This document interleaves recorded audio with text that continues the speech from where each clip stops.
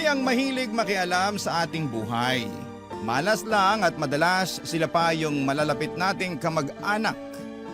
Ikaw, kabarangay, naranasan mo na bang pakialaman ng buhay ng iyong mga kamag-anak? Dear Papa Dudut, ako nga pala si Erica, 30 years old at lahat naman siguro tayong mga Pinoy ay merong tita na mahadera at pakialamera. Yung kahit na anong gawin mo sa buhay mo ay lagi na siyang may masasabing hindi maganda.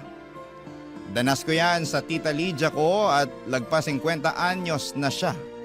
At siya ang nanay ko na, siya po ang ate ng nanay ko na 50 anyos naman. Silang dalawa lang ang magkapatid sa kanilang pamilya, kaya sila lang din ang nagtutulungan. Wala naman pong masama na tulungan mo ang kapatid mo. Kaya lang dahil sa minsang pagtulong ni nanay kay Tita Lydia, ay ako naman itong naperwisyo. Mula kasi sa probinsya ay tumira muna sa amin si Tia Lydia. Nagkaroon daw sila ng problema ng kanyang asawa at anak. Pakiramdam niya ay pinagkaisahan siya. Kaya syempre, kay nanay siya lumapit para magpasaklolo ulit, Papa Dudut.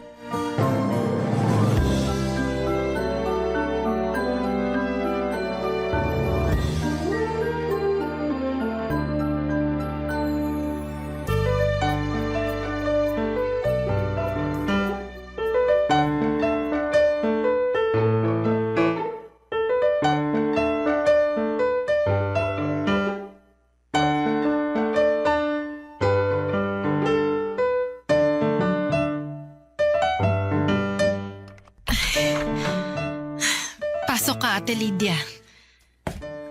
Parang nanibago ako sa bahay mo ah. Lumiit ba? Hindi naman. Dumami lang siguro yung gamit namin. Yung pamangkin mo kasi, panay ang bili ng mga gamit na nakikita niya sa social media. Ay nako, sana inipon na lang niya ang pera niya para ipambili ng bahay. Para naman may maipundar siya. Hindi puro gamit na madali lang namang masira. Ay, hindi ko kasi pinapakialaman ng pera ni Erica. Sensitibo yon kapag pinupuna mo ang paggastos niya. Dapat ngayon pa lang maturuan na siya. Paano ba siya matututo kung hindi mo pupunahin, di ba? Asan ba siya? Andyan lang yun sa sala. Nagpapahinga. Nagpapahinga? Hindi ba't Lunes ngayon? Wala ba siyang trabaho? Nagtatrabaho kasi sa events tong si Erica. Sa ngayon, bakante siya kaya andito lang siya sa bahay. Yan na nga ba ang sinasabi ko. Paano siya makakapundar ng bahay at lupa kung wala naman pala siyang permanenteng pinagkakakitaan? Tapos kamo bili pa siya ng bili ng mga gamit. Malakas naman kasi ang racket ni Erica sa event. Nay! Dinig ko po kayo sa sala, ah. Mano po, tita? Kaawaan ka ng Diyos. Nadinig mo kamo ang usapan namin ng nanay mo. Opo, ang lakas ng boses niyo eh. Mabuti naman at sinasadya ko talagang iparinig yun sa'yo. Ano tong nababalitaan ko na wala ka raw trabaho ngayon? Tita, wala kasi akong nakabook na event ngayon kaya free day ko. At saka malakas namang rumakit tong si Erica ko, Ate Lydia. Halos hindi ko na nga siya madatnan dito sa bahay eh. Naku, lalo na pag bare months. Nako, huwag kaya masyadong kampante. Baka magaya ka ron sa batugan kong asawa na umaasa lang sa paminsan-minsang racket sa talyer. Asan kami dinala ng mga racket niyang kulpol? Ikaw naman, ate. Tanggalin mo nga muna yung galit sa asawa mo. Akala ko ba hindi natin siya babanggitin? Naiinis kasi ako rito kay Erica. Sinasayang ang potensyal niya. Wala naman pong nasasayang na potensyal ko, tita. Maganda naman ang kita ko sa events eh. Kung totoong maganda, bakit hanggang ngayon wala ka pa rin yung sariling bahay at lupa? Bakit ka nakikitira pa rin dito sa nanay mo? Ate Lydia, ako nagpapatira sa kanya rito. Hindi ko na siya pinaalis mula nung namatay ang tatay niya. Paano kailangan ko ng kasama rito? Kaya maswerte akong pumayag itong si Erica na samahan ako rito. Ang sabihin mo, si Erica ang maswerte dahil nakakalibre siya ng upa. Baka pati pagkain libre din. Lahat po ng gastusin dito sa bahay, ako ang sumasalo. Kaya nga ang laking tulong na kasama ko si Erica kasi may tumutulong sa akin. Alam mo naman ate ang kalagayan ko nung namatay ang asawa ko, hindi pa? Isa ka pa. Masyado ka kasing umasa sa asawa mo, kaya yan. Hindi ka makatayo sa sarili mong mga paa. Kaya pati kay Erica umaasa ka. Wala naman pong problema kung asahan ako ni nanay na tulungan ko siya. Nanay ko siya eh. Masama ba? Oh, tignan mo kung paano pa siya sumagot sa akin. Tama ba yan? Hindi naman po ako sumasagot ng mali. Gusto ko lang ipagtanggol si nanay. Alam nyo, hindi na tayo nagkakaintindihang tatlo. Mabuti pa, Erica, tulungan mo na lang akong bitbitin to mga dala ng Tita Lydia mo para makakain na rin tayo pagkatapos. Gusto ko pa noong ituloy ang usapan dahil G na G akong magalit ng mga oras na yon, Papa Dudut. Kaya lang ay pinisil na ako ni nanay sa braso. Kaya tumigil na rin po ako. Alam naming pareho na hindi titigil si Tita Lydia hanggat sinusundan mo pa ng bala. Tumulong pa rin naman ako para bitbitin ang gamit niya. Hindi nga lang ako sumabay kumain dahil nawala na ako ng gana, Papa Dudut. Ramdam ko nang magiging stressful ang buhay ko habang nasa bahay namin si Tita Lydia. Boses pa lang niya na iirita na po ako. Alam niyo yung boses ng isang judgmental. Isipin niyo na lamang ang tunog nun. At habang tumatagal ay mas lumalala ang ugali ni Tita Lydia. Hindi na lamang talaga boses ang nakakairita sa kanya kundi lahat na lamang ng mga sinasabi niya, Papa Dudut.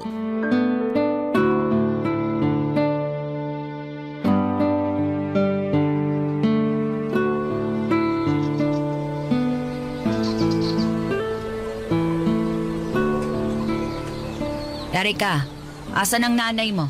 Namalengke po. Namalengke? Bakit hindi mo sinamahan? Alam mong matanda na ang nanay mo. Ayaw po niyang magpasama. Sana pinilit mo. Kesa yung nakahilata ka lang dyan. Masakit pong likuran ko eh.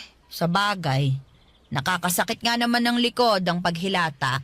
Tita, kakahiga ko lang po rito sa sofa. Napagod akong maglinis ng kwarto ko. Ay, mabuti naman at nilinisan mo na rin ang kwarto mo. May nagsumbong kasi kay nanay na napakagulo ng kwarto ko. Hindi mo na kailangang manghula kung sino ang nagsumbong. Ako yon. Abay, nagmamagandang loob lang ako sa'yo. Nasilip ko kasi minsan na parang ang gulo ng kwarto mo. Naging magulo lang naman po yun dahil nagre-rearrange ako ng mga gamit ko. Parang hindi naman ganun ang nasilip ko. Nagulat nga ako eh. Kadalaga mong tao ang gulo ng kwarto mo. Paano kang liligawan yan kung hindi ka masino? Pagiging masinop lang po bang basihan para maligawan? Sa lagay mo, parang oo. Sobra naman kayong manghusga. Halos inaraw-araw nyo na. Baka nga mali ang hula ko. Bakit? Meron ka bang manliligaw? Wala po. Hindi ako nang husga. Tama ang hula ko. Kaya mula ngayon, Erica, magsinop ka na palagi ng kwarto, ha? Bakit ho kayo? Nasilip ko minsan ng kwarto nyo. Hoy, sinilip mo ang kwarto ko? Nadaanan ko lang naman po. Ganyan ka ba pinalaki ng magulang mo? Ang makialam sa ibang tao? Talagang... Irespeto mo naman ako bilang tiyahin mo. Bakit mo sinisilip ang kwarto ko? kayo rin naman ho. Hoy, magkaiba tayo. Sinilip ko ang kwarto mo dahil concerned ako sa mga kalat mo. Ikaw, sinilip mo ang kwarto ko dahil gusto mong makiosyoso. Hello, tita. O di wala ka masabi ngayon. Ay nako, lagot ka sa nanay mo kapag nalaman niya tong ginawa mo. Parehas lang naman tayo ng ginawa. Pero magkaiba tayo ng dahilan. Mas tama ang dahilan ko kumpara sa'yo. Grabe naman kayo. Alam mo, Erica, napapansin ko lang, ha? Huwag kang masasaktan, pero parang hindi maganda ang ugali mo. Parang may mali sa pagpapalaki sa'yo ng magulang mo. Wow! Oh, tignan mo na kung paano mo tanggapin ang sinasabi ko. Alam nyo, hindi ko po alam kung bakit biglang ganito nakatindi ang usapan natin, ha? Sa kwarto ko lang naman nagsimula ang lahat, pero bakit pati ang pagpapalaki sa akin ni nanay at tatay pinapakialaman nyo pa? Dahil nag-aalala lang ako sa'yo. Kung meron lang akong third eye, baka nakita ko na ang sungay at buntot mo. Lumalaki kang demonyo. Marunong ka pa bang magsimba?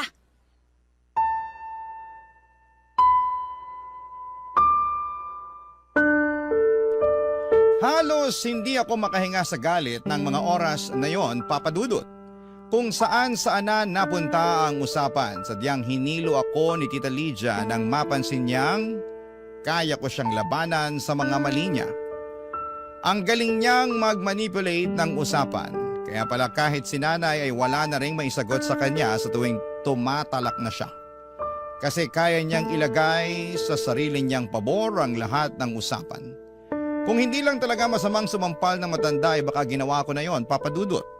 Magkabilang sampal, gusto kong papulahin ang mga pisngi niya. Pero alam kong sa imahinasyon ko lamang pwedeng gawin ang mga bagay na yon. Dahil kahit gaano ako kagalit sa kanya ay tinuruan ako ng nanay at tatay ko na magpakumbaba. Matutong magpasensya at magpatawad. Mabuti ang mga tinuro sa akin ng magulang ko kontra sa iniisip ni Tita Lydia.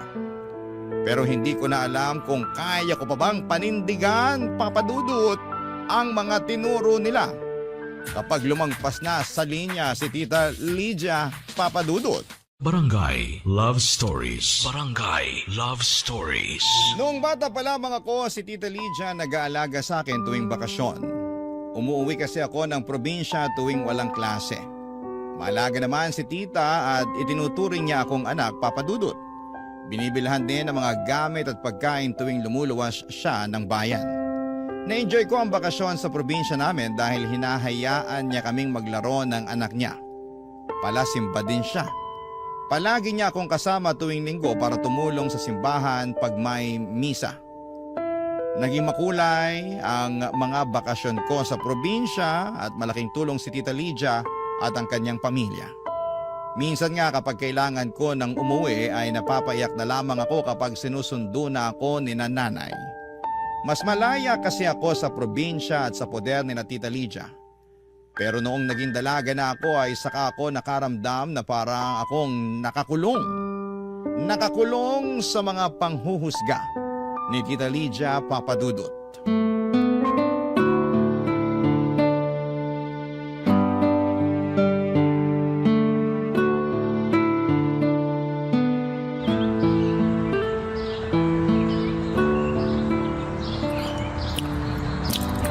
Sarap talaga nitong hopyang baboy, ano?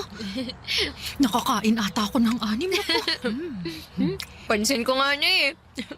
Uy, dahan-dahan lang dyan ha. Mamaya, tataas na naman ang blood sugar mo. Eh, di pa babagsakin ko na lang bukas. Hayaan mo na ako, anak. Ngayon lang ulit ako nakatikim ng hopya. Mabuti na lang nakasalubong ko yung naglalako nito. 4 na piraso na lang pala ang natitira oh. Ubusin na natin to bago pa tayo maunahan ng mga langgam mamaya. Ipatong mo na lang sa ibabaw ng ref. Hindi na umaabot yung mga langgam doon. Eh bakit kasi hindi na lang natin ubusin, Nay? 4 na lang oh. Tig-2 tayo. Ano, G? Anak talaga. Sapat na itong nakain ko. Tsaka ngayon mo pa ako inalok niyan eh. Tinakot mo na ako sa blood sugar ko. Ay, naku. Itira na lang natin ito para kay Tita Lydia mo. Ay, okay. Anak, alam kong naiinis ka sa Tita Lydia Alam mo. niyo naman po pala eh. Eh pero bakit wala naman kayong ginagawa? Hinahayaan niyo akong ipahiya niya sa harapan niyo. Minsan pa pati sa harapan ng mga kapitbahay natin, pinagsasabihan niya ako ng hindi magaganda. Hayaan na lang natin. Mas malawak ang pangunawa mo. Ganun kita pinalaki, hindi ba? Hindi naman natin pwedeng gayahin kung ano man ang ginagawa niya sa atin. At saka anak, intindihin mo na, may pinagdaraanan rin kasi siya. Eh lahat naman ng tao may pinagdadaanan na eh. Pero hindi lahat gumagas pang ang ugali tulad ni tita. Ay basta, wag na nating patulan, ha? Sundin mo na lang ako anak, ha? Wag ka nang pumatol, maliwanag? Ay, may balita ako. Oh, ate, hopya meron pang 4. Salamat. Ano ba ito? Ay, alam nyo ba? Ikakasal na yung bunsong anak ni Temyong, si Bernadette. Ay, yun ba yung yung nurse dun sa Canada? Oo. At jackpot dahil Canadian ang napangasawa. Ang gwapo! Napakaganda ng mayaambag nun sa lahi ni na Temyong. Hindi na puro sarat ang ilong. Tingnan mo nga naman samantalang napakamahiyain ni Bernadette noon. Hindi kikibo kahit ilang beses mo nang kausapin. At saka sa kanila magkakapatid, siya itong pangit. Uy, grabe naman yung tita. Maganda naman si Bernadette Ay, huwag ka nga ipokrita, Erika. Alam natin na hindi pinagpala ng kagandahan yung si Bernadette. Oo nga pero madiskarte naman siya. Na sana magaya nitong anak mong si Erika. Kulang sa diskarte sa trabaho, pati sa love life, bokya. Ay nako, ako na naman pala ang topic. Hindi ba 30 ka na? Tinalo ka pa ni Bernadette 25 anyos lang yon. Pero tignan mo't nahanap na ang mapapangasawa niya. Ikaw naman kasi Erika, ang kupat mo nang gumalaw, hindi ka pa nag-aayos. Nag-aayos naman po ako Talaga? Bakit parang lagi kang haggard?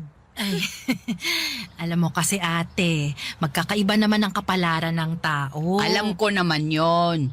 Sadya lang sigurong hindi paborito ng kapalaran itong si Erika. Kaya laging nahuhuli sa usapan. Ay, biro lang yan ha, pamangkin. Huwag mong dibdibin. Baka mamaya sumimangot ka na naman. Mas lalo kang pagtatampuhan ng kapalaran. Sige ka. Dahil kay Tita Lydia ay natuto ako kung paano huminga ng malalim at magbilang ng 10 para lamang hindi siya patulan. Ang hirap, ang talas ng dila niya. Tinalo pa ang mga kutsilyo sa kusina. Panay ang sulyap ni nanay sa akin at alam niyang naiinis na ako. Pero pilit kong kinakalma ang sarili ko para lamang hindi naman maapektuhan si Nanay Papadudut.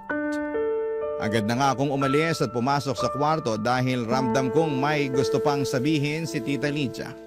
At ayoko nang marinig pa yon.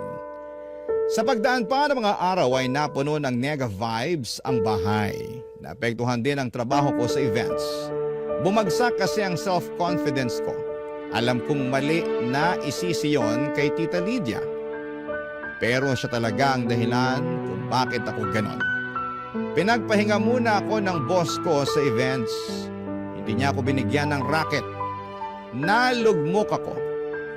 Kailangan ko pa naman ng pera dahil marami akong niloan para makabili ng mga gamit sa bahay. At dahil doon ay napilitan akong pumasok sa call center pansamantala para may pang-sustento pa rin sa pangangailangan Papadudut.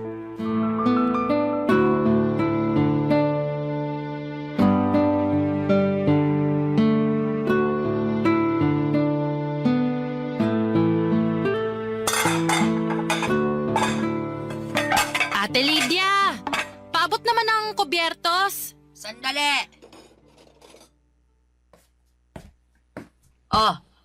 Heto. Asan pala ang anak mo?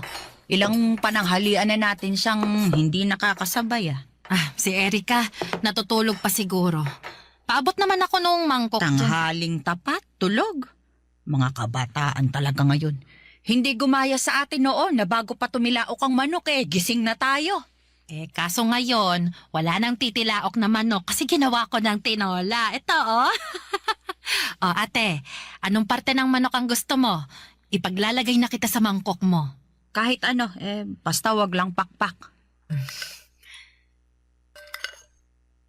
Heto na. Dahan-dahan, mainit ang sabaw. Gisigin ko na kaya si Erika, no?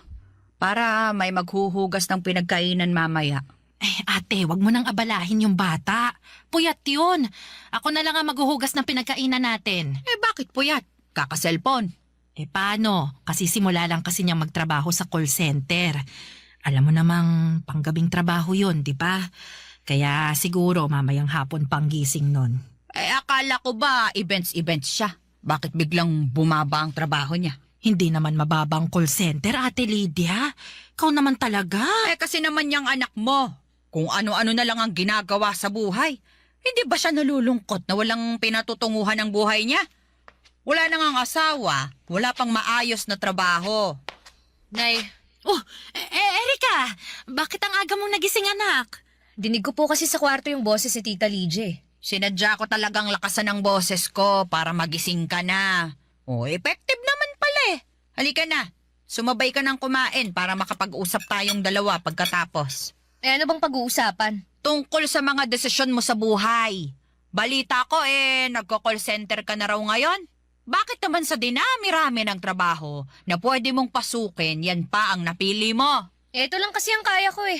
At saka ito lang ang meron ngayon. Pansamantala lang naman to eh. Pansamantala. Ganyan din ang sinasabi ng ibang kakilala ko na may mga anak sa call center.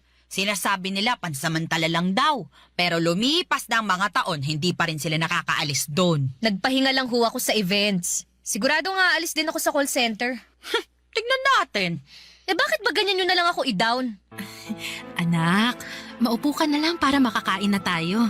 Eto, nagluto ako ng paborito mong tinola. Hindi pang dadaon ang ginagawa ko. Minumulat kita para alam mo kung saan ka nagkukulang sa buhay mo. Hindi nyo trabaho na pakialaman ng buhay ko. Ano ngayon kung may kulang sa akin? Dahil ba ron pwede nyo na akong bastusin? Sa ating dalawa, ikaw itong nang babastos sa akin. Ako nakakatanda rito pero hindi mo nire-respeto ang mga salita ko. Nay, naririnig nyo ba ang sinasabi ng kapatid nyo? Tama naman din si Ate Lydia, anak. Maiintindihan mo rin balang araw kung bakit niya to sinasabi sa'yo. Sige na anak, halika na. Kumain na tayo.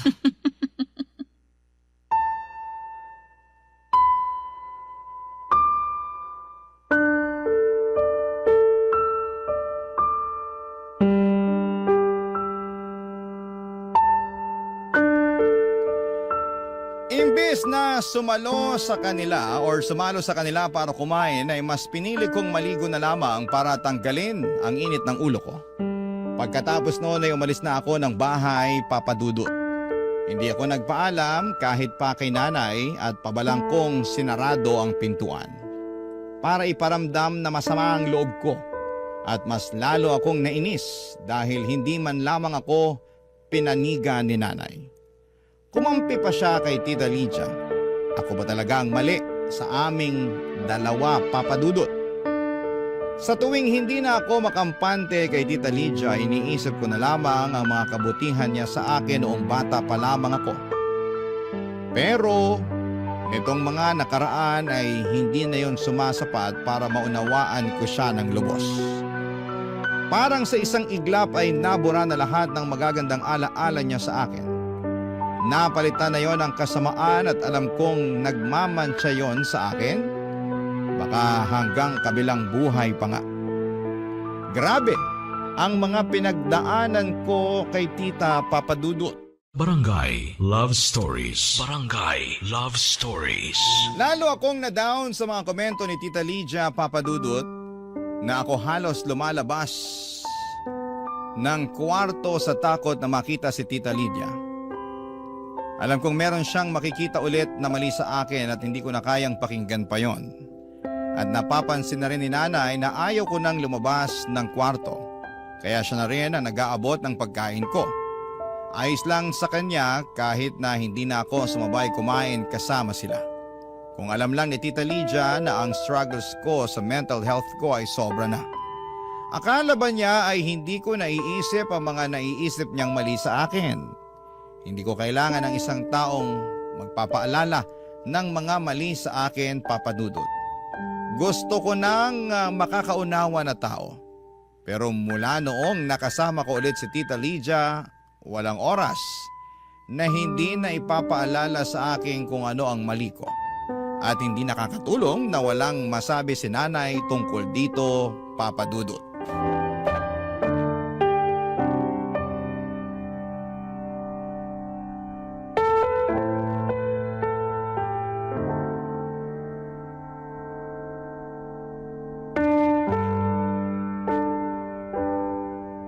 Namimiss ko nang makasama ang anak ko sa merienda. Kailan ka ba babalik sa dati? Kapag umalis na si Tita Lydia. Hindi mo na ba siya kayang unawain? Nay, labas na lang po ulit kayo kasi parang gusto ko mapag-isa na naman. Ay, sige na. Hindi na. Aawat na. Hindi niyo man lang ako makampihan kapag pinagsasalitaan na ako ni Tita. Gustuhin ko man. Pero alam mo namang hindi ko kayang awayin ang Tita Lydia mo. Kaya hinahayaan niyo na lang na ako ang awayin niya tungkol sa mga desisyon ko sa buhay. Nakwento ko na ba sa'yo kung paano siya itrato ng nanay namin noon? Hindi pa ho. Ganito kasi yan. Alam mo naman na ako yung paboritong anak ng lolo't lola mo, hindi ba? Opo, kasi kayo yung matalino, maganda, masunuring at mapagkumbaba. At dahil doon, napapansin nila lagi ang mali sa tita Lydia mo. Lagi siyang naikukumpara sa akin. Naaawa na nga ako nun sa kanya kasi masasakit na ang salita ng lola mo. Maski nga ibang tao dinadown din siya kapag nalalaman nila ang achievements ko. Kaya ba ginagawa niya rin sa akin kung ano man ang ginawa sa kanya noon ng ibang tao? Pero bakit sa akin? Hindi lang naman sa'yo, anak. Kahit sa mag-ama niya mismo. Nako, lalo na sa pinsan mo. Bakit sa tingin mo andito siya ngayon? Bakit hindi pa niya ma-realize na mali ang ginagawa niya? Kailangan bang ubusin niya ang bait at pasensya ng lahat ng tao sa paligid niya? Hindi ko rin pala naikwento sa'yo. Pero alam mo namang maaga akong nag-asawa, di ba? Nabuntis ako bago makapagtapos ng kolehiyo. Laking galit ng lola mo sa akin noon. Pagkatapos nun, bumaba ang tingin sa akin ng lolo't lola mo. Lalo na't hindi rin nakapagtapos ang tatay mo. Tapos hindi pa magandang trabaho. Ako na ang pinag-initan ng lola mo. Pero alam mo ba kung sinong sumalo sa akin? Si Tita Lydia. Tanda ko pa kung paano niya kalabanin ang lola mo para lang ipagtanggol ako. Kahit siya naman na itong pinupuri sa aming dalawa. Ganun ako kamahal ng ate Lydia ko. Kaya ganun nyo rin siya ipagtanggol kahit mali na siya. Hindi lang siguro niya napapansin na mali siya. Kasi ginagawa lang naman niya ang nakasanayan niya sa nanay namin Pero mabait ang tita Lydia mo, anak. Kailangan lang natin siyang unawain.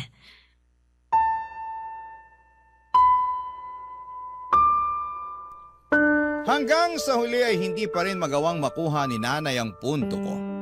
Masyado siyang bulag sa pasasalamat sa minsang pagsagip sa kanya ni Tita Lydia noong kabataan nila. Ano pa bang inaasahan ko, hindi ba? Kaya naman nanahimik na lamang ako. Ibinagdasal ko na lamang na bigyan ako ng mahabang pasensya at gabi-gabi ay nag-aalay pa ako ng puting kandila para lamang mapabilis ang kahilingan ko. Hiniling ko sa lahat ng santo na sana'y umuwi na sa probinsya si Tita Lydia. Hiniling ko na sana'y hindi na siya bumalik pa. Pero mukhang hindi nakita ang puting kandila ko mula sa kalawakan. Baka marami pang humihiling sa Diyos.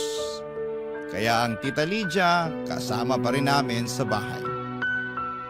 Mag-adjust ng mag-adjust. Yun na lamang ang ginawa naming mag-ina sa ugaling pangkanal ni Tita Lydia, Papa Dudut.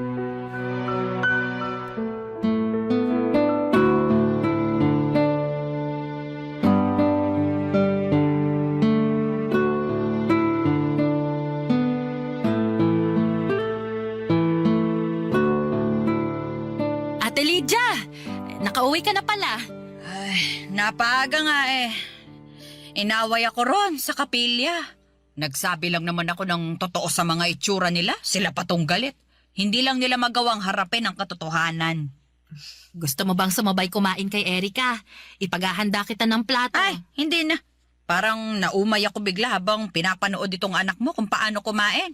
Erika, dahan-dahan lang sa pagkain ha. Ang pisngi mo mas manas pa kaysa sa mga buntes. Hindi pa naman bagay sa'yo ang mataba. Opo. Nay, kakainin ko na lang tong natira kong ulam mamayang gabi. Pakilagay na lang sa ref. Papasok na po ako sa kwarto. Mabuti pa nga, itulog mo na lang yung gutom mo para hindi mamihasa ang bibig mo sa kakasubo. Opo. Anak, sigurado ka ba? Sayang naman to. Mas masarap to habang mainit pa. Busog na rin po kasi ako, Nay. Bakit nga pala kain ka ng kain, Erika? Pansin ko mula nung dumating ako sige ka ng sige sa paglamon. Kung naniniwala ho kayo sa stress eating, baka ito na yun. Sa bagay, nakaka-stress naman din kasi talaga ang buhay mo. Isipin mo, wala ka na nga boyfriend, wala ka pang matinong trabaho. Tapos ngayon bumibilog pa ang puson mo. Wala na talagang pag-asa. Baka nga po. At saka dumadami ang tigidig mo sa mukha, ano? Merong malapit na derma clinic dito. Perfecto. Bakit hindi ka pumunta ron kapag day off mo? Salamat po sa paalala. At ito pa, ha? Pansin ko lang. Hindi ka ba talaga titigil, Ate Lydia? Ako ba yung sinisigawan mo? Bakit meron pa bang ibang Lydia dito, ha? At bakit mo ako sinisigawan? Anong mali ko? Mali mo na ipagduldulan sa mga taong nakikita mong mali sa kanila. Kala mo perpekto ka. Kung tutusin, ang dami mo rin namang kapintasan. Bakit ganyan ka na magsalita ngayon, ha? Kasi sumusobra ka na, ate. Eh bakit ano bang ginawa ko sa'yo? Sa akin wala, pero sa anak ko meron. Kung paano mo pagsalitaan ng hindi magaganda tong anak ko, kala mo kung sino ka? Ano tingin mo, hindi ako nasasaktan tuwing nilalait mo ng harap-harapan si Erika sa akin? Iba ang panlalait sa pagsasabi ng totoo. Kaya totoo o hindi, wala kang karapatang punain ang mali ng ibang tao. Hindi ka rin naman perpekto eh. Marami ka ring mali sa katawan mo. Oh, ayan oh, tingnan mo ang katawan mo. Mas mabilog ka pa sa prutas na hinahanda sa bagong taon. Oh, tapos yung ngipin mo, tingnan mo, mas madilaw pa sa mais na binebenta sa Baguio. Tsaka yung buhok mo. Ay, napakalagkit. Ano ba pinapahid mo dyan, ha? Mantika na pinagprituhan ng tuyo. Eh sino ngayon ang nanlalait sa ating dalawa? Pinaparamdam ko lang sa'yo kung anong ginagawa mo sa anak ko mula nung dumating ka rito. Anong pakiramdam, ha? Masakit ba? Dapat lang sa'yo yan kasi isa kang impacta! Impacta!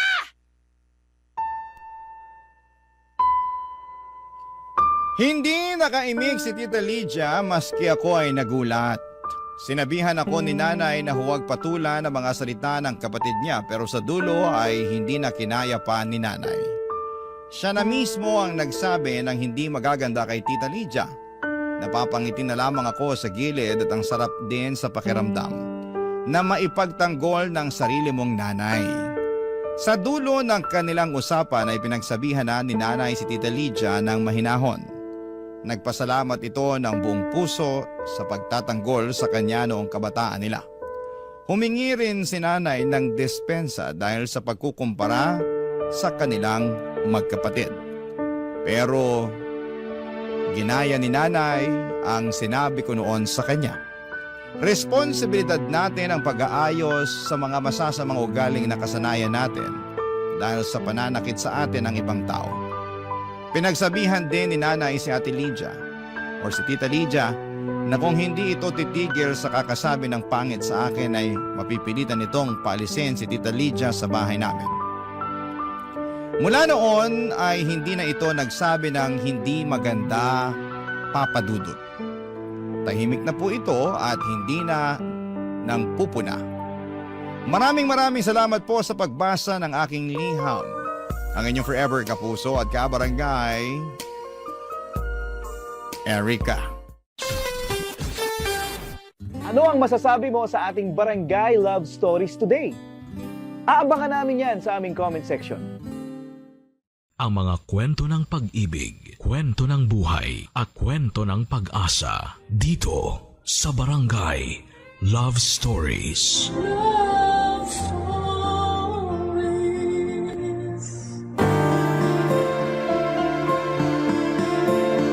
Ang tunay na pag-ibig ay ang pagsasama ng nag-iibigan sa kanilang masasayang araw. Pero matatawag na wagas ang pag-ibig kung mas nagiging malapit sila sa mga araw ng kahirapan. Ikaw kabarangay, nahanap mo na ba ang makakasama mo sa hirap at sa ginhawa? Dear Papa Dudut, till death do us part. Ang laging bigkas ng mga kinakasal sa harap ng altar. Ganon din ang pangakong binibitawan namin sa isa't isa ng asawa ko noong kami kinasal. At kahit papaano ay masasabi kong napanindigan naman namin ang pangakong yon. Tawagin niyo na lamang po ako sa pangalang Apollo, 45 years old at isang insurance agent mula sa Makati.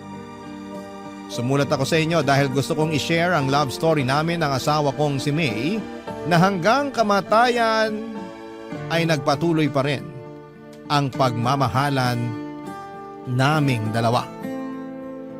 Sa mall kami unang nagkita ni May, Papa Dudut. Dati akong sales boy doon na ang trabaho ay ang mamigay ng flyers sa mga tao tuwing may promo ang pinagtatrabahuhan kong store. Sa dami ng mga taong nakakasalamuha ko araw-araw ay hindi ko pa noon napapansin na ilang beses na palang dumaan sa harapan ko ang aking the one. Parang routine ko na kasi noon ang mamigay ng flyer sa mga taong saglit ko lamang nakikita ang mga mukha kaya mabilis ko lang din silang nakakalimutan. Hanggang sa isang mukha ang nanatili sa memorya ko. Si May na halos araw-araw ko noong inaabutan ng flyer nang hindi ko namamalayan. Una ko siyang napansin dahil sa suot nitong pink na headband. Kinabukasan ay nakita ko ulit ang headband na yon kaya inabangan ko ulit siya sa mga sumunod na araw. Hanggang sa napagtanto kong iisa lang ang babaeng nagmamay-ari ng pink na headband na yon. Noong muling dumaan sa store ang babae ay doon ko na siya unang kinausap, Papa Dudut.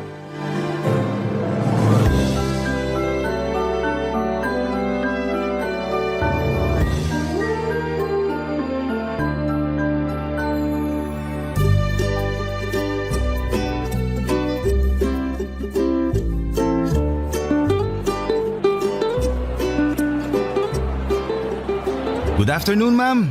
Ito po, flyer. May promo po kami this month. Baka gusto niyo po mag-avail. Salamat. Ay, teka lang. Ha? Ikaw na naman. Ano pong ibig niyong sabihin? Naalala kita eh. Ikaw yung lagi kong inaabutan ng flyer tuwing hapon. Baka po nagkakamali lang kayo. Hindi. Naalala ko yung pink mong headband eh. Dumaan ka na naman kahapon dito, di ba? Tapos nung nakaraang araw din. Hindi po ako yun. Aalis na ako. Sandali lang, sandali. Hindi nga ako yun. Huwag ka matakot sa akin. Nagtatanong lang naman ako eh. Saka, wala namang masama kahit araw-araw kang kumuha ng flyers namin. Curious lang talaga ako. Hindi nga ako yun, ang kulit. Talaga ba? Kahit i-check natin yung CCTV ng store? Ha? May CCTV ba rito? Oo! Ayan oh, sa tapat ng store namin. Natutuwa lang ako sa ginagawa mo na kahit araw-araw kitang inaabutan ng flyer, kinukuha mo pa rin. Yung iba kasi, ni hindi man lang nila ako pansinin kapag nag-aabot ako sa kanila. Ang sakit kaya nun kapag hindi ka pinapansin ng mga tao. Nahihiya lang din kasi ako kapag hindi ko kinuha yung inaabot mo. So, ikaw nga yung babae kahapon sa kanong nakaraan. Sabi na eh, hindi ako nagkakamali. Naalala ko yung headband mo eh, kasi kakaiba. Pambata. Total, nandito ka na lang din. Baka naman may time ka para explain ko tong laman ng flyers namin. Okay. Hindi naman ako nagmamadali. Okay, sige. This month kasi, may promo kami. Kailan ba birthday mo? Tapos na. Tapos na ba? Sayang naman. Kapag kasi birthday mo this month, may 20% discount ka kapag bumili ka dito sa store ngayong buwan. Kasi anniversary namin. Pero huwag ka mag-alala. May 10% discount din kapag first time buyer. First time mo lang naman bumili sa amin kung sakali, no? Hindi ako mahilig sa gadgets eh. Hindi. Pero if ever lang bibili ka, ngayon ka lang din ba bibili dito sa amin?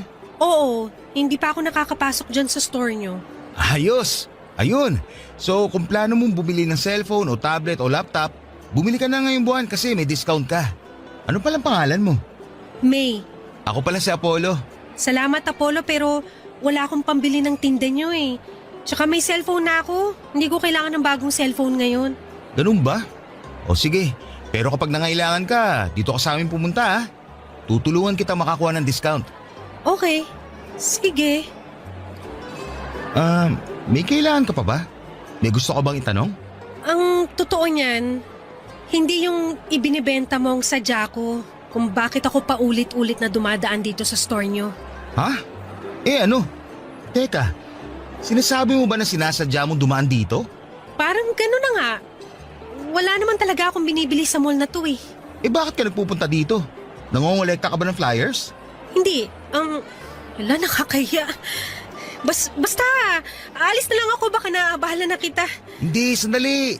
Sabihin mo na. Bakit ka naman dumadaan dito kung wala ka naman palang ibang sadya? May sadya ko pero hindi yung store nyo ang sadya ko. Ano? Ikaw, Ha? Ako? matagal ko nang gustong itanong sana yung pangalan mo pero nahihiya lang ako makipag-usap sa'yo. Bakit naman gusto mo malaman pangalan ko? Gusto kitang hanapin sa Facebook para ma-add sana kita. Talaga? Bakit naman? Ang dami mo namang tanong. Crush kasi kita. Ayan, nasabi ko na yung dahilan. Sasabihin mo na ba yung Facebook mo? Totoo ba? Oo nga. Malapit nang maubos yung kapal na mukha ko. Sabihin mo na yung Facebook mo para makaalis na ako. Ganito na lang, malapit na matapos yung shift ko. Maantay mo ba ako? Bakit naman kita aantayin? Gusto mo makuha Facebook ko, di ba? Antayin mo ko. Gusto muna kita kilalanin bago ko ibigay yung FB ko. Maliit na tao si May, Papa Dudut. Wala pa yata siya sa 5 feet kaya kapag pinagtabi kami ay para kaming magkapatid. Maganda siya, maliit ang mukha pero mature na ang itsura. Singkit ang kanya mga mata at napaka-expressive ng mga ito. Sa mga mata pa lang kasi ay matutukoy mo na kagad kung ano ang nararamdaman niyang emosyon dahil napaka-suggestive nito. Nakatira lang si May malapit sa mall kung saan ako nagtatrabaho noon. Tendera siya sa isang bakery nung nakilala ko siya. Lagi raw siyang tumatambay sa mall para makakita ng artista. Marami kasing nagaganap na mall shows sa mall na pinagtatrabahuhan ko noon at karaniwan ay marami rin talagang artista na nagpupunta doon. Noong minsang dumaan siya sa harapan ng store namin ay inabutan ko raw ng flyer si May at doon din ay agad siyang nakaramdam ng attraction sa akin. Hindi naman sa pagmamayabang pero mukha raw kasi akong artista, Papa Dudut. Simula noon ay araw-araw na siyang dumadaan sa store namin para kumuha ng flyer na inaabot ko sa mga tao. Hanggang sa mamukhaan ko na nga siya at nakausap. Doon na po nagsimula ang pagkakaibigan naming dalawa, Papa Dudut.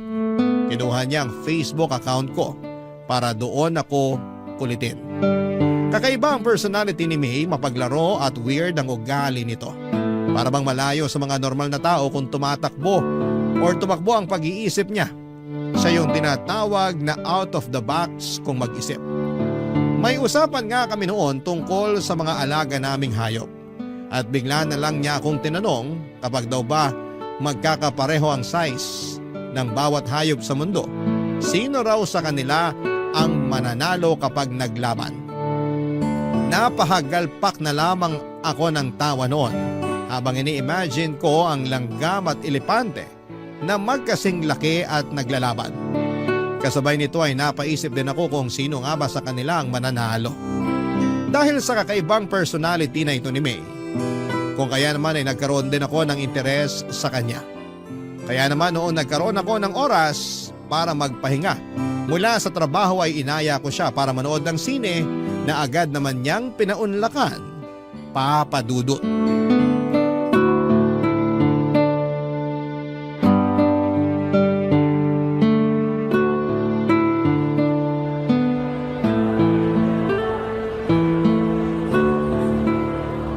Ang lala ng twist ng pinanood natin ah. Sabi ko sa'yo yun ang killer. Ayaw mo kasing maniwala. Sino ba naman kasi mag-aakala na yung bida ang mismong pumapatay? Hindi ko yun in-expect. Ang galing ng direktor nun. Anong hindi halata? Halata nga Tsaka hindi na bago yung twist na yun. Ilang beses na yung nagamit sa ibang pelikula. Talaga ba? First time ko lang makapanood ng ganun eh. Mahilig ka ba talaga manood ng mga mystery thriller? Oo! Yan ang paborito kong genre ng pelikula. Lahat na yata ng mystery na palabas na panood ko na Kakaiba ka. Halos lahat ng kakilala kong mga babae, puro love story ang gustong panoorin sa sine. Pero ikaw, mas gusto mo yung patayan. Masyado na kasing predictable yung mga love story na yan. Puro recycled yung kwento, paiba-iba lang yung artistang bida. Kung sa bagay, nakukornehan din naman ako sa mga love story. Bakit naman? Ibang-iba kasi siya sa totoong buhay. Kapag sa pelikula, parang napakadali magkaroon ng karelasyon. Parang napakagandang ma-in love. Pero ang totoo niyan, hindi naman gano'n ka-magical ang pag-ibig tulad ng sinasabi nila. At bakit mo naman niya nasabi? Magical kaya ang pag-ibig. Kapag tumibok na ang puso mo para sa isang tao, para kang nasa alapaap dahil sa saya. Sa simula lang yan. Mawawala rin yung pakiramdam na yan kapag nagsimula na yung mga problema ng pag-ibig. Tulad ng sawaan, agawan, traiduran at lokohan. Parang pinagdaanan mo yung mga yan Hindi ko naman yan sasabihin ko, hindi ko pa naranasan eh. Bakit? Sino bang bumasag sa puso mo kaya ganyan ang tingin mo sa pag-ibig? Wala, wag na natin pag-usapan yon. Sige na, share mo na. Yung last girlfriend ko kasi, nakipagwalay sa akin noon. Kasi hindi niya raw nararamdaman yung spark sa pagitan naming dalawa. Tapos, natural lang naman yun. Kung hindi niya napanindigan yung pagmamahal niya sa'yo, ibig sabihin, hindi siyang para sa'yo. Parte yun ng paghahanap ng pag-ibig. Kaya nga ayoko sa mga love story na palabas dahil doon. Hindi nila ipinapakita ibang parte ng pag-ibig. Yung parte na masakit. Kasi ang mga pelikula for entertainment yan. Hindi yan ginawa para pagdusahin ng mga manonood. Masyado mo namang siniseryoso yung mga palabas sa sinihan. Babalik tayo sa ex mo. Anong nangyari pagkatapos nun? Ayun, wala pang 1 linggo. Nabalitaan ko na lang na sila na pala ng kaibigan ko. Magtutropa kasi kami tapos nung naghiwalay kami ng ex ko, sinalo siya ng kaibigan ko. Nalaman ko na lang na matagal na pala siyang inaantay ng tropa ko. Kaya nung nalaman niyang hiwalay na kami, pumila kagad siya. Ang saklap naman nun. Pero at least hindi kayo pinagsabay, di ba? Mas masakit yun. Kahit ano pang nangyari, ang ending, nasaktan pa rin ako. Ang puso, kailangang masaktan para maintindihan mo kung ano ba talaga ang ibig sabihin ng totoong pagmamahal. Ikaw ba? Nasubukan mo na ba masaktan? Sa pag-ibig? Hindi pa. Bakit? Siguro ikaw yung nananakit. Hindi ah. Hindi ko pa na-experience yung masaktan dahil hindi ko pa naman naranasang makipagrelasyon. Talaga? Hindi pa? Oo. Hindi ko pa naranasang magkaroon ng boyfriend. Wala ka pa naman palang nakarelasyon eh. Pero kapag magbigay ka ng payo, parang ang dami mo na experience ah. Mahilig kasi ako magbasa at saka manood kaya parang na-experience ko na rin kahit papano yung tinatawag nilang pag-ibig. Iba pa rin kapag totoong karanasan. Eh diligawan mo ko para masubukan ko na magkaroon ng boyfriend. Lo, ang prangka mo talaga kahit kailan. Hindi naman na kasi sikreto na may gusto ko sa'yo. Ikaw lang naman yung inaantay ko eh. Ay nako, tara na nga. Baka kung saan pa mapunta tong usapan na to. Kain muna tayo bago umuwi. Okay, sige.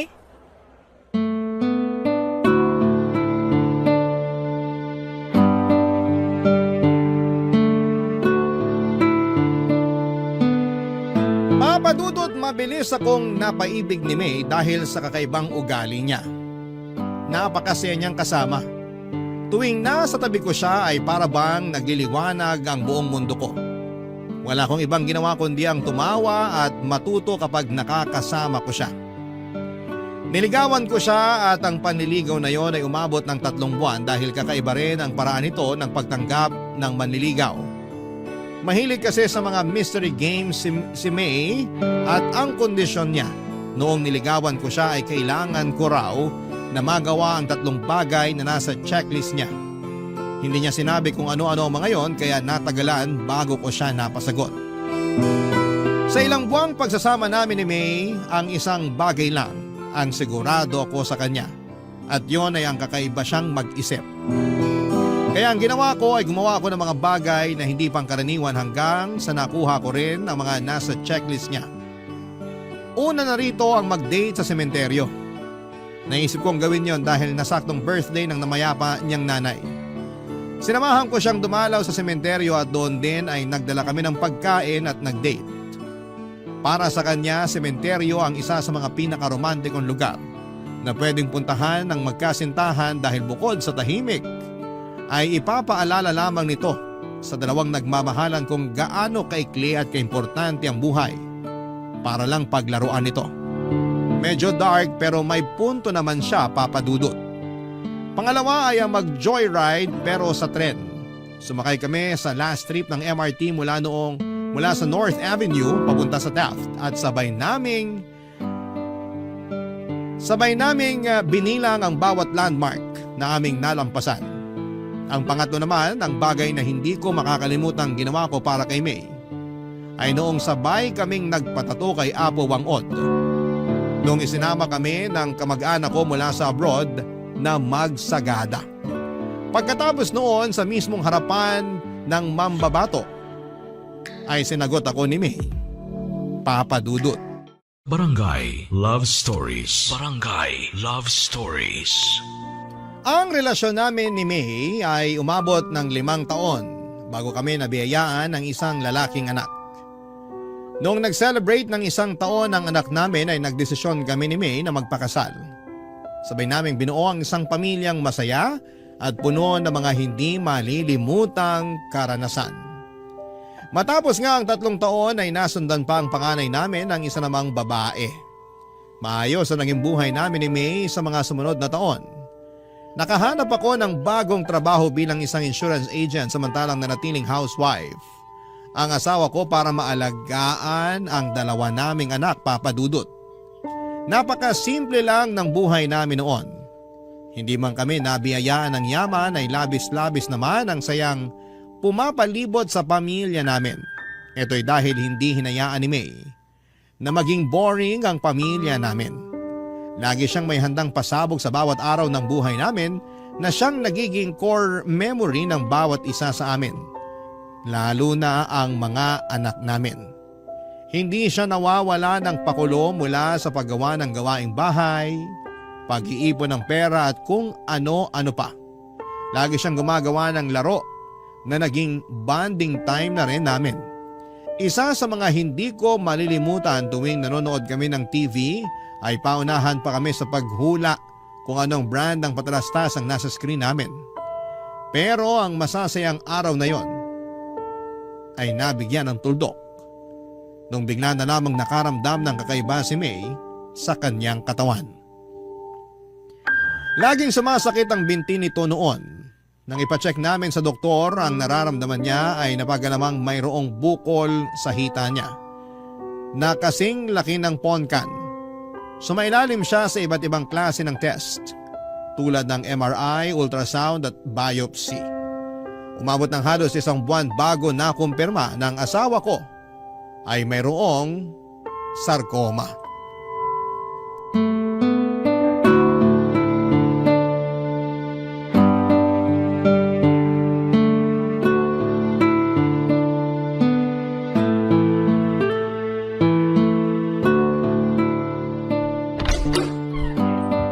Mahal, nandito na ako. Maaga ka umuwi ngayon ah. Oo, wala akong masyadong nakasabay mag-commute. Ewan ko ba? Sana ganun lagi para maaga ako nakakauwi. Nasaan pala yung mga bata? Tulog sila pareho. Halika rito, tabihan mo ako, may ipapagawa ako sa'yo. Ano yun? Ito, ginawan kita ng word search puzzle. Word search? Oo, bilugan mo yung mga salitang mahahanap mo rito. Para saan naman to? Basta, may 5 salita akong nilagay dyan. Okay, wala bang clue? Ano mga salita yung hanapin ko?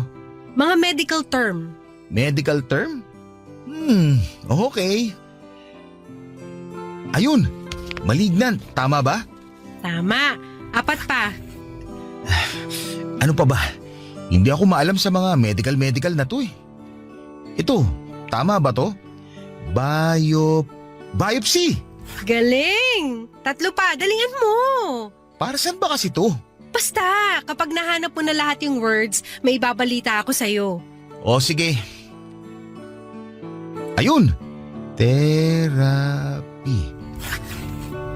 Ayun pa! Tumor! Isa na lang.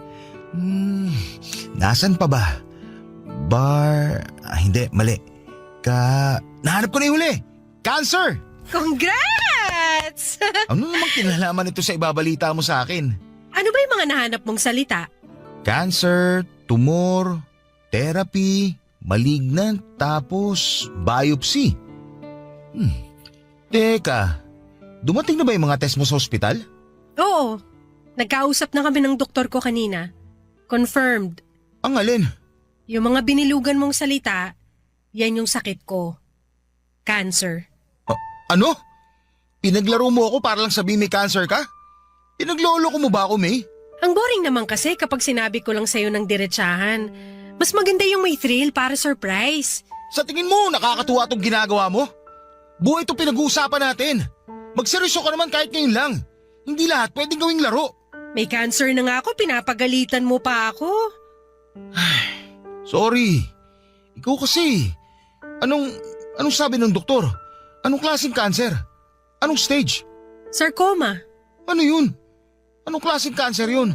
Hindi ko maalala yung sinabi ng doktor. Parang cancer sa buto at sa tissue. Parang ganun. Buong katawan. Kailangan ko raw ng treatment para maagapan yung pagkalat ng cancer. Kailan ka magsisimula? Wala pang date. Sinabi ko kay Doc na kakausapin muna kita tungkol dito. Magpa-treatment ka na. Huwag na natin patagalin to. Pero kakayanin ba natin yung gastos? Huwag mo nang problemahin yan. Ako nang bahala sa gastos. Magagawan ko yan ng paraan. Hindi ba mas makakabuting mamatay na lang kaysa idamay ko pa kayo sa problemang to? Anong pinagsasabi mo? Ang pera, nahahanap yan. Ang buhay, hindi na yan napapalitan. Mas gusto ko na lang na malubog sa utang kaysa mamatay kami. Tandaan mo yan. Oh, nagagalit ka na naman. Ayoko lang na ganyan ang iniisip mo. Walang mabuting maidudulot ang pagkamatay mo. Kaya labanan mo yung sakit mo. Para sa mga anak natin at para sa akin. Sige, oo, lalaban ako. Magpapagamot ako. Alam na ba to ng mama mo? Ikaw pa lang ang pinagsabihan ko. Tatawag ako kay mama mamaya baka sakaling makahiram din tayo sa kanya ng panggastos. Kakausapin ko rin yung mga kapatid ko tungkol dyan. Basta ang mahalaga ngayon, magsimula ka na sa treatment mo. Papa Dudut, lumaban si May at ginawa ko ang lahat para matustusan ang mga gastusin para sa treatment niya. Nag-apply ako sa mga loans at naghanap ng sideline para mabayaran ang mga hospital bills ni May. Hindi rin naman po kami pinabayaan ng mga kamag-anak at kaibigan namin. Nagpaabot din ng tulong ang pamilya ni May, ganoon din ang mga kapatid ko. Minsan kapag nasa ospital kami, ay ang mga in-laws ko ang nagbabantay sa mga bata. May oras nga noon na ilang linggong nawalay sa amin ng mga anak namin dahil kinailangan namin magstay sa ospital noon. Sa awa ng Diyos ay nalabanan naman ni May ang kanyang sakit matapos siyang magpa-opera. Tumalab ang treatment nito at sumailalim sa remission o pagkawala ng mga sintomas ng kanyang sakit ang asawa ko. Sobra-sobra ang pasasalamat ko noon sa Diyos. Dahil dininig nito ang mga panalangin ko na habaan pa ang buhay ni May. Masyado pa kasing bata ang mga anak namin para mawala ng ina. Kaya nakahinga ko nang sabihin ng mga doktor na maayos na ang lagay ng asawa ko na wala ng sintomas ng kanser sa katawan niya. Unti-unti ay bumalik sa dati niyang sigla si May, sabay naming binawi ang mga oras at panahong nasayang dahil sa sakit nito, kasama ang mga anak namin. Muli naming binalik ang dating sigla ng aming pamilya at sa loob ng 3 taon ay namuhay kami ng tahimik at masaya. Subalit muling sinubok ang tatag at pananampalataya ng aming pamilya nung muling nagparamdam ang sakit ni May.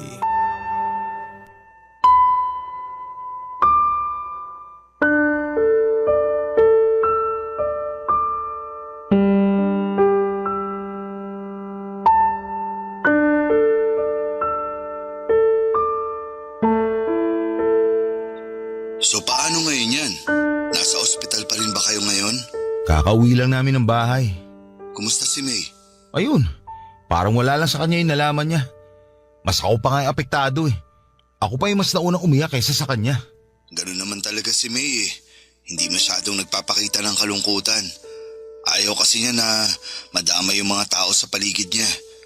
Matapang yun eh, pero kahit ganun, samaan mo na lang muna siya. Alam ko na kahit hindi yun nagpapakita ng emosyon eh, mabigat ang pakiramdam nun ngayon. Alam ko naman yun. Nagpapahinga na siya ngayon. Kailan ulit siya sasailalim sa chemo niyan? Bukas na ulit. Medyo aggressive daw yung cancer sa katawan niya. Kaya mas madugo ang treatment ngayon kaysa noon. Hayaan mo, isasama ko siya sa mga panalangin ko. Manalig lang kayo sa Diyos. Malalampasan niyo rin to katulad ng dati. Salamat, Dan. Kung kailangan niyo ng tulong, huwag kang magdalawang isip na tawagan ako. Pwede ako magbantay sa mga bata kapag nasa ospital kayo. Salamat pero nakausap ko na si nanay tungkol dyan. Siya muna ang tatao dito sa bahay kapag nasa ospital na kami. O siya, sige na. Magpahinga ka na rin. Salamat sa pagtawag, pre ha. Walang anuman. Apollo? Apollo? Sandali lang po, nandyan na. O ma, pasok po kayo. Nasaan ang anak ko? Okay na ba siya? Nasa kwarto po si May, nagpapahinga na po siya. Bumiyahe ako agad nung nabasa ko yung text mo. Ano bang nangyari sa kanya? Sumakit po yung likod niya kaninang umaga. Namimilipit na siya sa sakit, kaya itinakbo ko na lang siya sa ospital. Anong sabi ng doktor? Maayos na ba siya? Ma, bumalik po yung cancer ni May. Ano?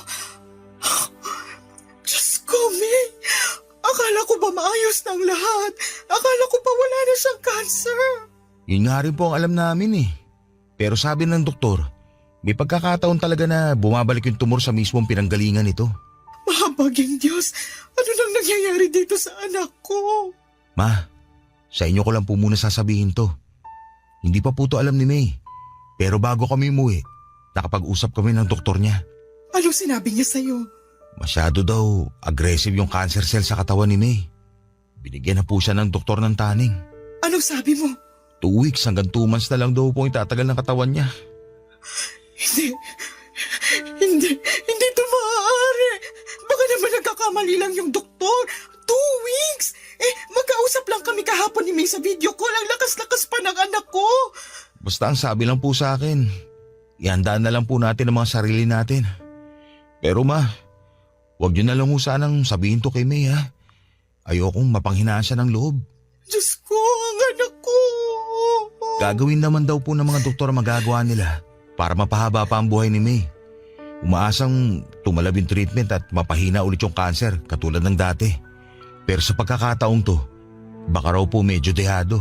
Anong klaseng doktor yan kung hindi pa man nagsisimula yung treatment nawawala na sila ng pag-asa? Tayo na lang po ang inaasahan ni May. Kaya wag din sana tayo mawala ng pag-asa.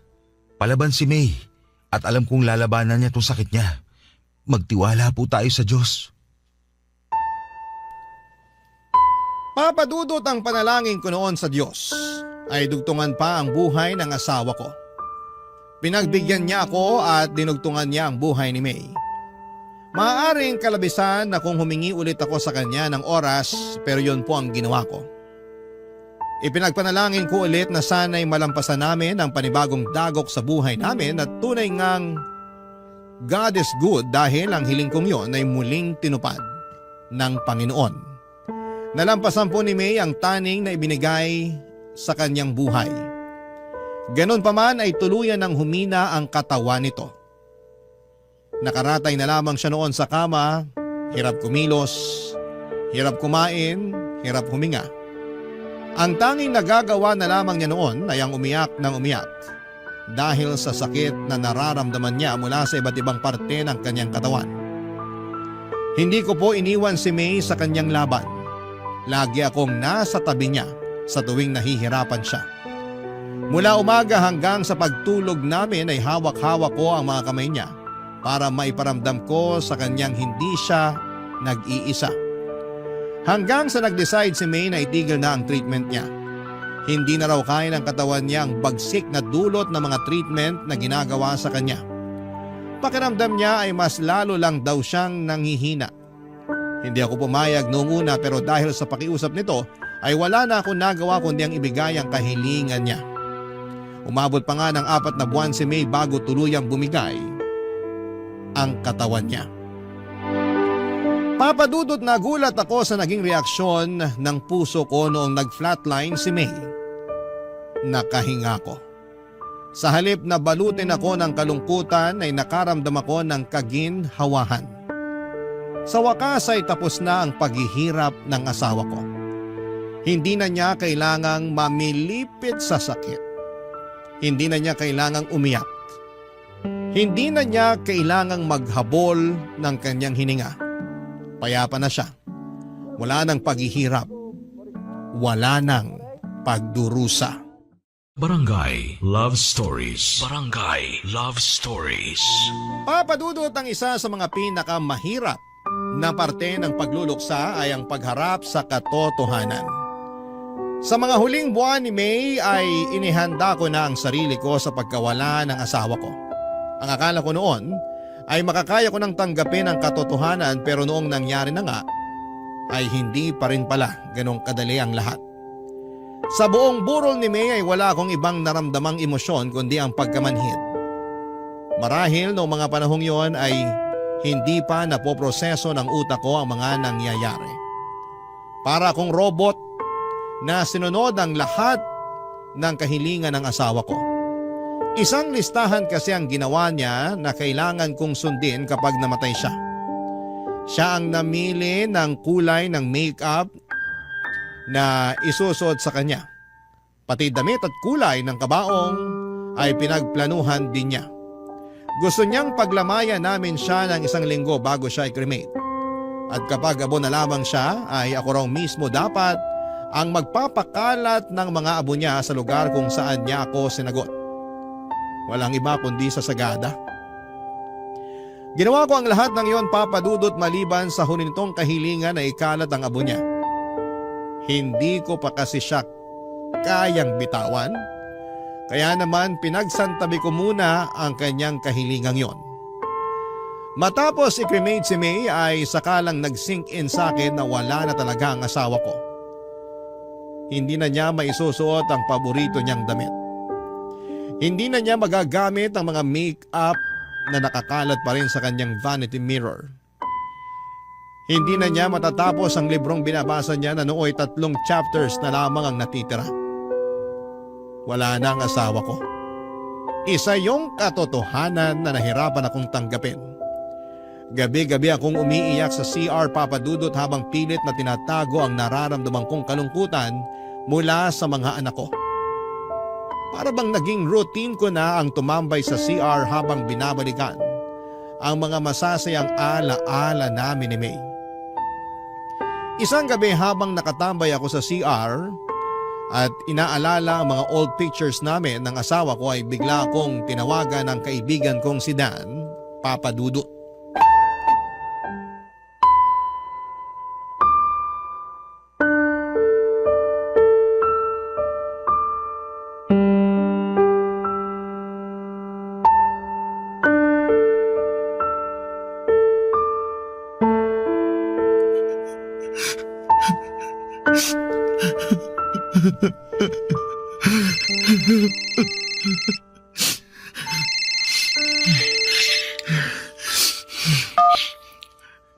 Hello, Dan.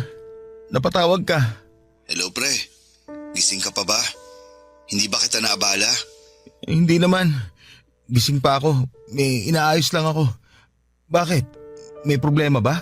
Wala naman, kukumustahin lang sana kita. Maayos naman ako ngayon. Talaga? Alam ko na nasa sitwasyon ka ngayon kung saan hindi mo na pwedeng i-deny yung nangyari. Ngayong tapos na ang lahat, ngayon mo lang mararamdaman yung sakit ng pagkawala ng asawa mo. Alam ko yun kasi naranasan ko na rin yan nung namatay yung asawa ko. Kaya naiintindihan ko kung hindi ka man okay ngayon. Ang hirap lang talagang tanggapin, pre.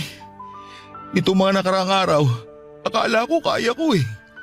Yun pala, nakakaya ko lang yung bawat araw kasi maraming tao nakapaligid sa akin. Nandiyan na kayo ng kaibigan at pamilya ko. Pero ngayon mag-isa na lang ako. Ngayon lang tumama yung sakit. Ngayon ko lang naramdaman yung kalungkutan. Ang hirap. Sobrang hirap. Yan din ang sinabi sa akin ni May noon. Sinabi ni May? Anong ibig mo sabihin? Ang totoo niyan pre, tumawag ako sa iyo ng ganitong oras dahil kay May. Hindi kita maintindihan, pare. Bago namatay si May, nagkaroon kami ng pagkakataong mag-usap. Isang bilin ang ibinigay niya sa akin. Sinabihan niya ako na samahan kita sa pagluluksa. Na kapag nakremate na siya't lahat, kapag wala na yung mga taong nakikiramay, kapag bumalik na ang lahat sa normal, tawagan daw kita para kumustahin ka. Sinabi niya yun sa'yo? Oo pare. Alam kasi niya na yung mga unang gabi na wala na siya sa tabi mo, yun ang mga pinakamalungkot na gabing mararanasan mo. Tumawag ako sa iyo ngayon dahil sa bilin ng asawa mo at bilang kaibigan na rin. Kaya kung ano man ang gusto mong ilabas, kung ano man ang gusto mong sabihin, narito ako't makikinig. Maraming salamat, pare. Hindi ko alam kung paano ako magsisimula eh. Paano ko sisimula ng bawat araw ko kung wala na yung tao nagsisilbing araw ko? Wala na yung tao nagbibigay buhay sa pamilya ko. Paano ko pupunan yung kawalan ni May sa pamilya namin? Huwag kang magsimula. Hayaan mong kusang mangyari ang mangyayari. Karapatan mong magluksa dahil mahal mo yung nawala. Lahat naman tayo may kanya-kanyang paraan ng pagluluksa eh. Kaya kung ano yung mas makakapagbawas sa bigat na nararamdaman mo ngayon, yun ang gawin mo. Nandito naman kami na willing tumulong eh. Nandiyan ang mga magulang at kapatid mo, pati na rin ang biyanan mo. Hindi ka nag-iisa, Apollo. Maraming salamat sa pagtawag mo. Kahit papaano, nabawasan tong bigat na nararamdaman ko ngayon. May nasabi pa ba sa'yo si May? Sinabihan niya ako na ako na raw bahala sa'yo at gabayan ko raw yung mga anak niyo. Siguraduhin ko raw na tulungan kitang matanggap ang nangyari. Hindi ko alam kung bakit ako yung napili ni May. Kung bakit ako yung pinagkatiwalaan niya, pero siguro dahil byudo na ako kaya naisip niya na isa ako sa makakatulong sa'yo. Pinagkatiwalaan ka niya kasi mabuti kang kaibigan. Isa ka sa mga taong malaki naging parte sa buhay namin. Ganon din naman kayo ni May sa akin eh. Kayong dalawa yung naging kasangga ko nung nawala ang asawa ko. Kaya nararapat lang na ibalik ko sa inyo yung pabor. Basta, tandaan mo lang. Isang tawag lang ako kapag may problema ka.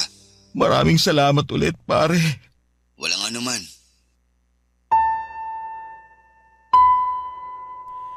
Nagulat ako, Papa Dudut, na kahit nawala na si May, ay nagawa pa rin pala niyang magplano para sa hinaharap.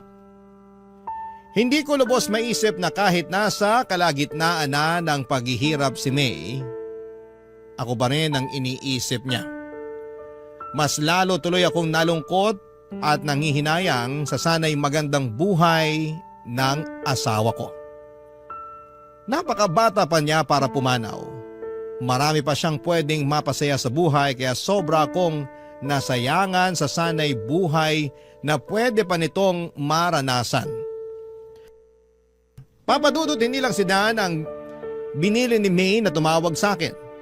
Sa ika-40 days ng pagkamatay ni May ay nagkaroon ng memorial service sa bahay. Doon ay nilapitan ako ng kapatid ko at isang sulat ang ibinigay niya sa akin, Papa Dudut. Anito ay sulat yon ni May para sa akin.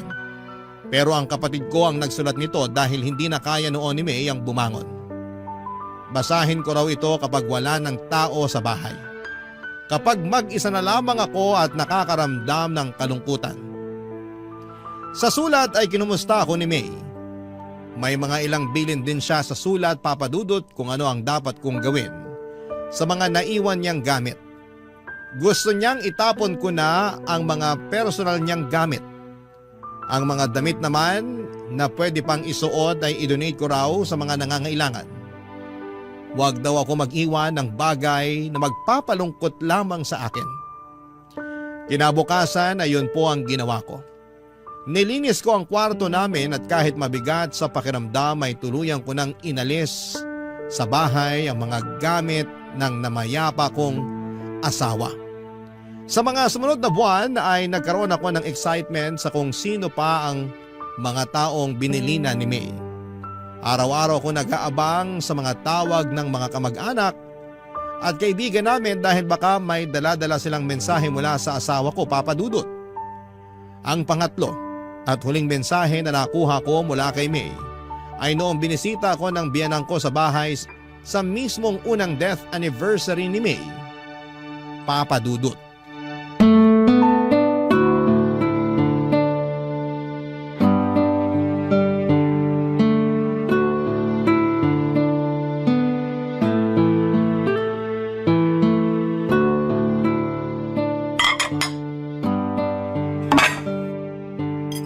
Ma, ako na po dyan. Hindi na, ako na magliligpit dito. Dalhin mo na lang to sa kapitbahay nyo. Pansit yan tsaka puto. Sayang din kapag hindi naubos, wala namang iba ng kakain. Maliban na lang kung may darating ka pang bisita. Wala na pong darating. O siya, itong itinabi kong ulam, ulamin nyo na lang bukas. Sige po. Nakakapagod tong araw na to. Alam mo ba, simula alas 4 nagluluto na ako. Sabi ko naman po kasi sa inyo, Ma. Mag-order na lang po tayo para hindi kayo mapagod. Hindi pwede. Kapag nag-order tayo, para na rin nating ininsulto si May. Dapat bigyan pa rin natin siya ng oras kahit na sa paghahanda lang ng anibersaryo ng pagkamatay niya. Alalahanin natin siya sa pamamagitan ng pagkaing inihanda natin para sa kanya mismo. Salamat po pala sa pag-prepare ng handa ngayon. Walang anuman. Nasabi na sa akin yan ni May bago pa siya pumanaw. Binili na niya ako na pagsapit daw ng death anniversary niya, ako raw ang magluto ng handa dahil hindi ka raw marunong magluto. Binili na niya rin po kayo? Oo. Nung hinatid mo yung anak mo sa eskwela noon, Ako yung naiwan na nagbantay kay May. Nag-usap kami tungkol sa buhay-buhay, tapos nabanggit niya na natatakot siyang mamatay. Hindi dahil mawawala na siya sa mundong to, kundi dahil maiiwan niya kayong mag-aama niya. Paano na lang daw kapag may handaan? Sino na raw ang magluluto? Tapos napag-usapan namin, yun nga, tungkol sa death anniversary niya na samahan kita kasi alam niya na hindi ka marunong maghanda sa mga ganitong klaseng okasyon. Kahit kailan talaga. Kahit wala na siya rito. Kami pa rin ang inaalala ni May. Ay, ganun talaga yung batang yun. Mas iniisip niya yung kapakanan ng iba kaysa sa kanya. Bago pala siya pumanaw, may iniwan si May para sa'yo. May iniwan po siya? Ano po yun? May nirecord siya para sa'yo. Sabi niya, iparinig ko raw to sa'yo sa first anniversary ng kamatayan niya. Nasaan po? Ay, taka, nandito sa cellphone ko eh. Tulungan mo nga akong hanapin, nasa recording yun eh. Amin na po. Ako na ang titingin. Ayan yung cellphone ko. Hanapin mo na lang. 556655 ang passcode. Sige po. 556655. Tapos sa recording po, no? Oo, May ang nakalagay na pangalan. Ayun po. Nakita ko na. Play ko na po. Sige, play mo na. Hello, mahal. Isang taon na ba ang lumipas? Ang bilis naman. Parang kailan lang nung nawala ako ah.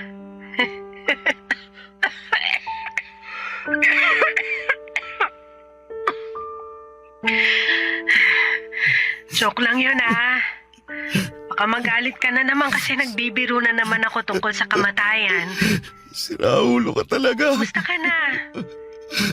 Nagawa mo na ba yung mga billing ko sa'yo? Siguraduhin mo lang na maganda yung naging makeup ko, ha? Tsaka dapat, by this time, nakakalat na yung mga abo ko sa sagada. Doon mismo, sa tapat ng puno kung saan kita sinagot. Hindi pa. Hanggang ngayon nandito Tapos, pa yung mga abo yung mga mo. gamit ko, naipamigay mo na ba? Itapon mo na yung mga hindi mo gagamit. Huwag kang magtago ng mga gamit kung hindi na importante. Alikabukin lang yung mga yon. Siguro, mag-iwan ka lang ng ilang pictures ko. Para naman hindi ako makalimutan ng mga anak natin. Mahal, sorry. Hindi ko na magagawa yung pangako ko sa'yo. Nasasamahan kita hanggang pagtanda. Sorry kung hindi ko na kayang lumaban. Hindi ko na talaga kaya eh. Hirap na ako. Pero sana, kahit nawala na ako, magpatuloy ka pa rin sa buhay. Maghanap ka ng bagong taong magpapatibok sa puso mo. Ng bagong nanay sa mga bata. Walang kaso sa akin yun. Ang mahalaga lang para sa akin eh yung makita ko kayong mamuhay ng masaya, payapa, at malusog. Yun lang naman.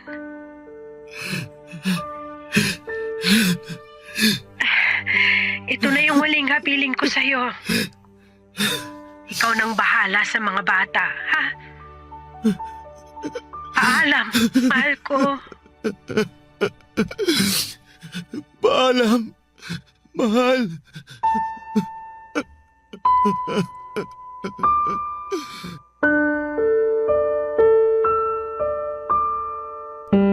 Ang totoo niyan, Papa Dudut, ay hindi pa talaga tuluyang nakakalaya ang puso ko mula sa kalungkutan ng pagkawala ni May. Hindi pa rin talaga siya kayang pakawalan kahit na matagal na siyang namayapa. Araw-araw ay pumapasok pa rin siya sa isipan ko. Dumating nga noon sa puntong gumagawa pa ako ng senaryo sa utak ko bago ako matulog kung saan ay masayang nagsasama ang buo naming pamilya. Yun na lang kasi ang tanging paraan para mawala ang pagkalumbay ng puso ko. Pero tama ang mga sinabi ni May. mula sa recording na ginawa niya. 1 taon na ang lumipas at kailangan ko na siyang pakawalan. Hindi pwedeng lagi na lamang akong nakasilip sa nakaraan, Papa Dudut. Kailangan kong harapin at tanggapin ang kinabukasan na wala na si May para na rin sa mga anak namin. Unti-unti ay sinanay ko ang sarili ko na wala ng May sa tabi ko. Ginawa ko ang lahat bilang single parent para mabigyan ng magandang kinabukasan ang mga anak ko. Nung nakahinga na ang puso ko ay dinala ko ang mga bata sa Sagada at doon ay ikinalat namin ang mga abo ni May. Papa Dudut, hindi na po ako nakapag-asawa pang muli at sapat na sa akin ang 2 anak namin ni May. Hindi man kami buo ay masaya at kontento naman ang pamilya namin. Hindi ko na kailangan ng bagong pag-ibig pa dahil buo ang puso ko sa pagkakaroon ng 2 anak. Ngayon ay kailangan ko na lamang gampanan ang trabaho ko bilang magulang sa kanila sa pamamagitan ng mga natutunan ko sa dati kong asawa, Polo. Barangay Love Stories. Barangay Love Stories. Anong say mo sa Barangay Love Stories na ito? Pagkwentuhan natin sa comment section yan. Nagustuhan ng iyong napakinggan? Ituloy yan via live stream sa www.gmanetwork.com/radio. Barangay LS 97.1